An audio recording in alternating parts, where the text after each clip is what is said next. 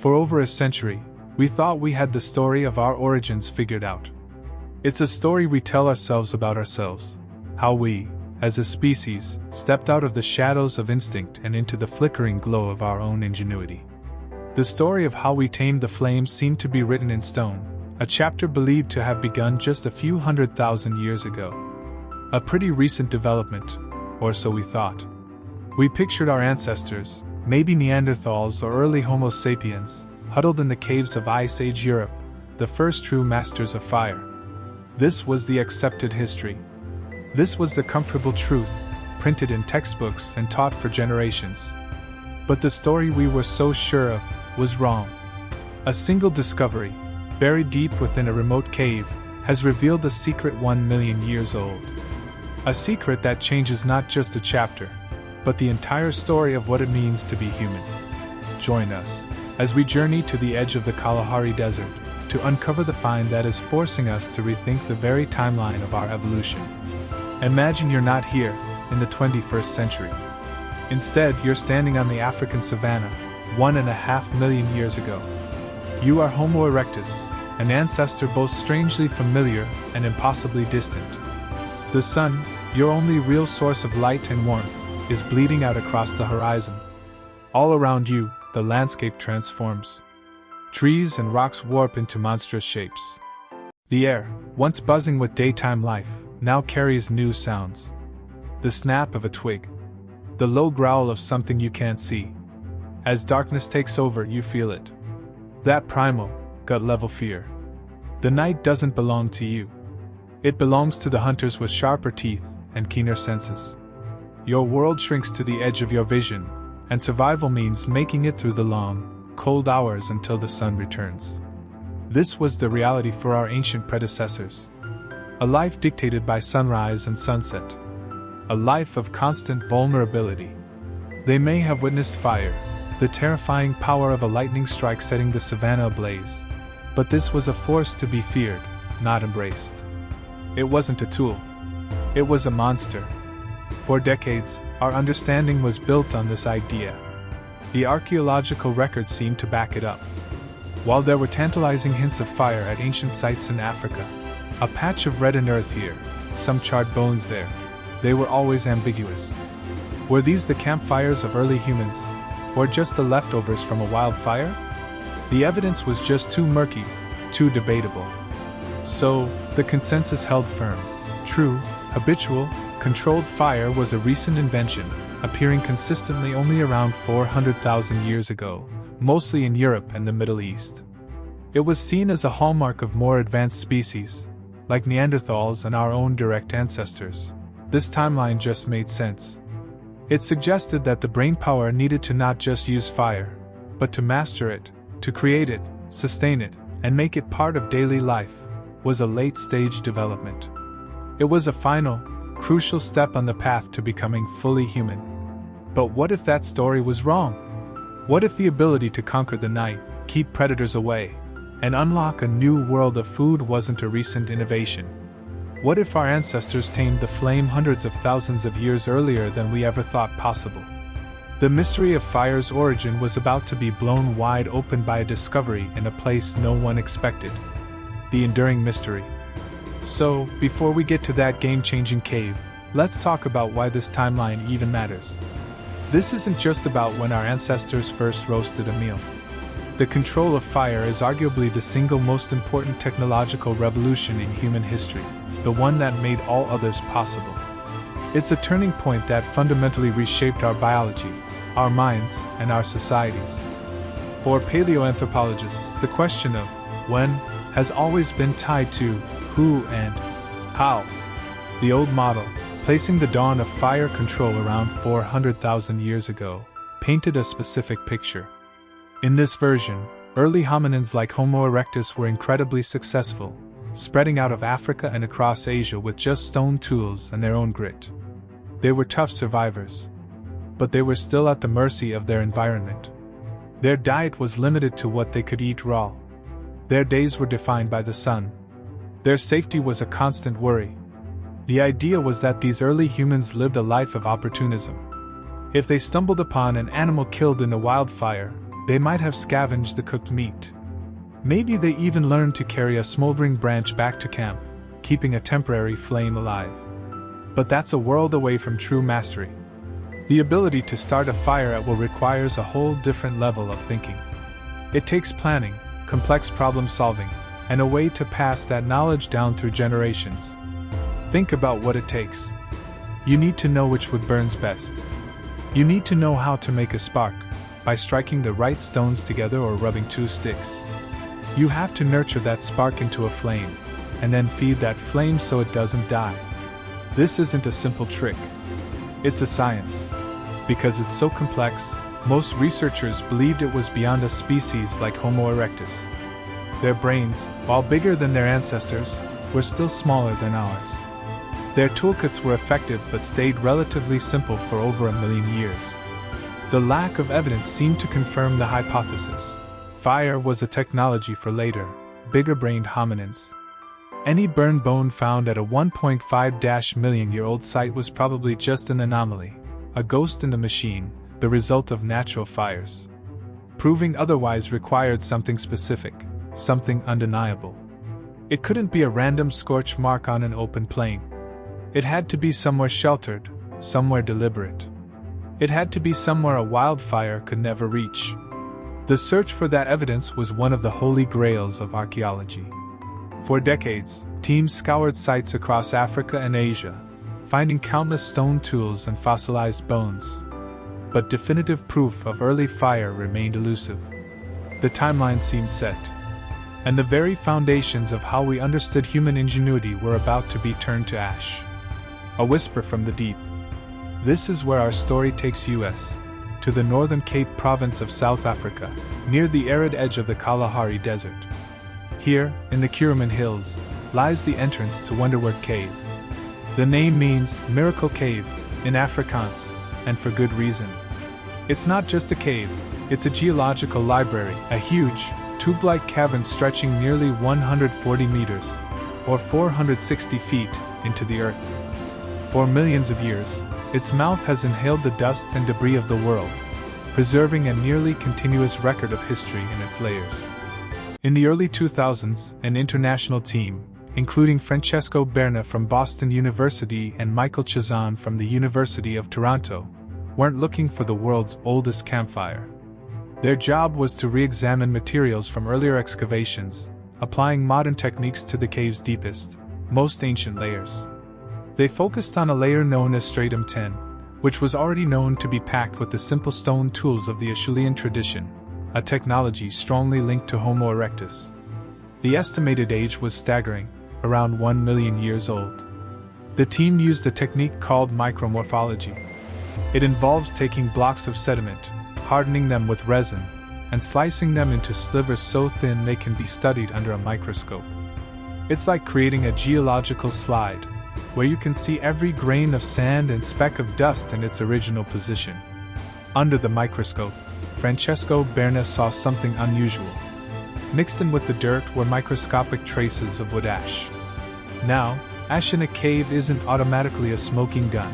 It could have been washed or blown in. But this ash told a different story. The delicate edges of the plant material were perfectly preserved. If they had traveled any distance, they would have been worn down. This material was burned right there. Then, they found more. Alongside the ash were tiny fragments of bone. Using another technique, they found the bone had been heated to between 750 and 1,300 degrees Fahrenheit. This wasn't the uneven heat of a wildfire. This was the sustained, controlled temperature of a small, contained fire. But the most crucial piece of evidence wasn't what they found, but where they found it. These traces of fire weren't near the cave entrance. They were found 30 meters, nearly 100 feet, deep inside the pitch-black interior of Wonderwork Cave. This was the aha moment. For the team, it was the closest thing to undeniable proof anyone had ever found.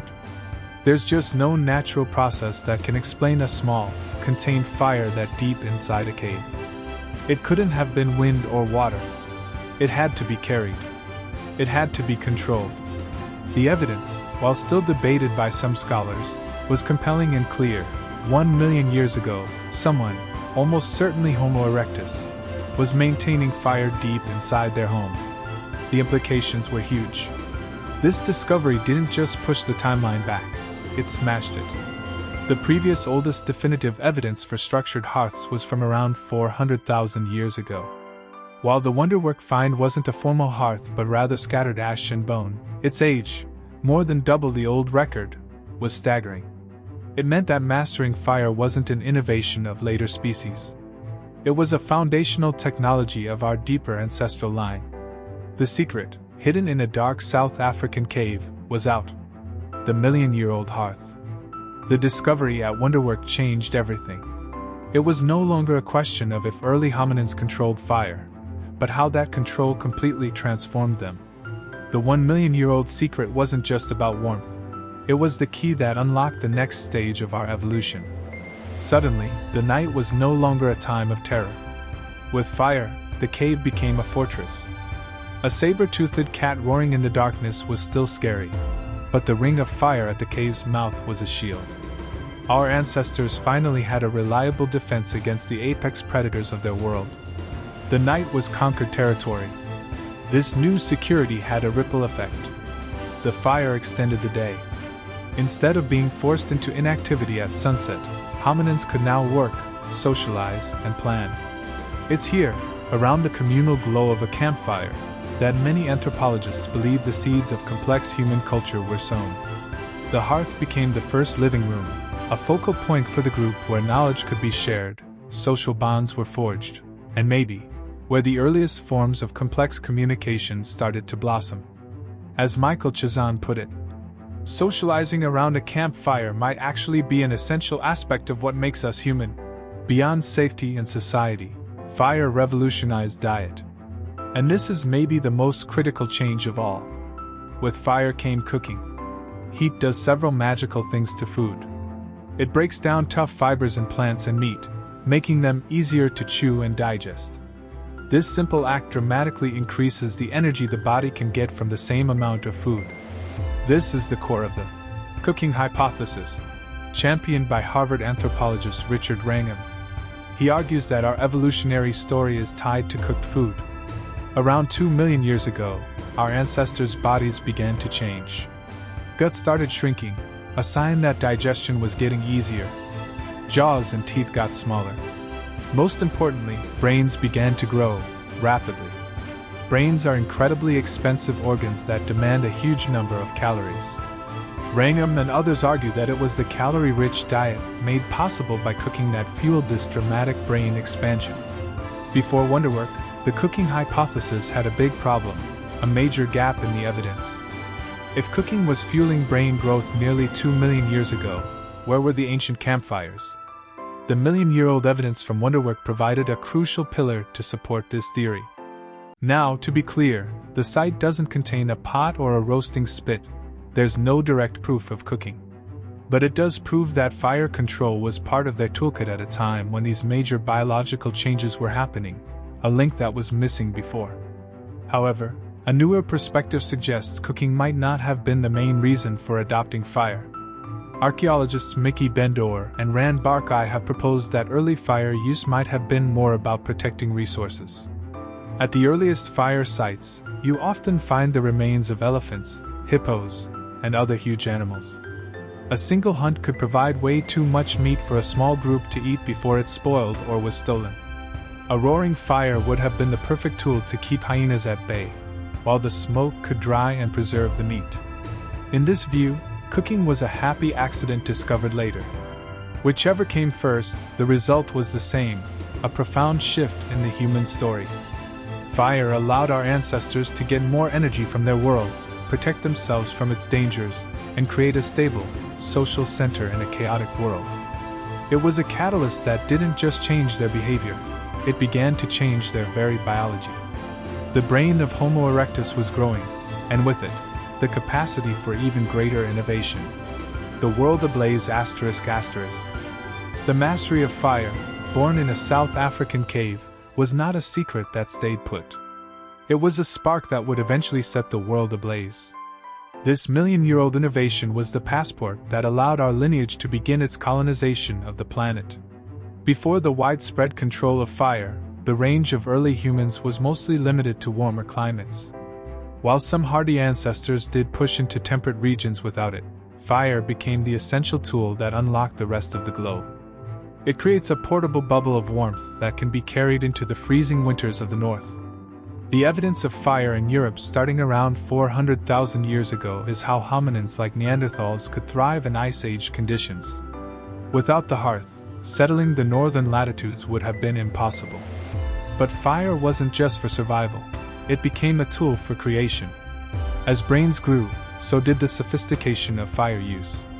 At Kizim Cave in Israel, archaeologists found evidence from over 300,000 years ago that hominins were using fire with the precision of a craftsman. They were carefully heating flint to specific temperatures to make it easier to shape into sharper, better tools. This shows a deep, almost scientific understanding of their world. Soon, this manipulation scaled up from small stones to entire landscapes. On the shores of Lake Malawi, another chapter of our fire story was uncovered. Sediment cores from the lakebed revealed a stunning history. Starting around 92,000 years ago, there was a dramatic spike in charcoal deposits, at the same time that forest pollen disappeared and was replaced by grasses. This change didn't match any natural climate shift. It corresponded directly with a surge in the human population in the area. The conclusion was inescapable. Our ancestors were systematically burning the landscape to create open grasslands, likely to attract the grazing animals they hunted. This is one of our first glimpses of humans as ecosystem engineers. Long before agriculture, we were actively reshaping our environment to suit our needs. It marks a fundamental shift in our relationship with the planet, from living in the world to actively shaping it. This practice became so widespread that some scientists believe the global surge in fire activity seen in geological records from around 50,000 years ago is the first measurable human impact on the planet's carbon cycle. The control of fire, a skill likely first honed by Homo erectus a million years ago, set in motion a chain of events that led directly to us. It fueled the growth of our brains, forged our first societies, allowed us to leave our ancestral home, and gave us the power to reshape the face of the earth. The story of our shared past is constantly being rewritten. If you think this journey into our origins is as fascinating as we do, subscribe to our channel and hit the notification bell. Every fossil, every tool, and every microscopic fleck of ash tells a part of our story, and we'll be here to explore it with you. Conclusion.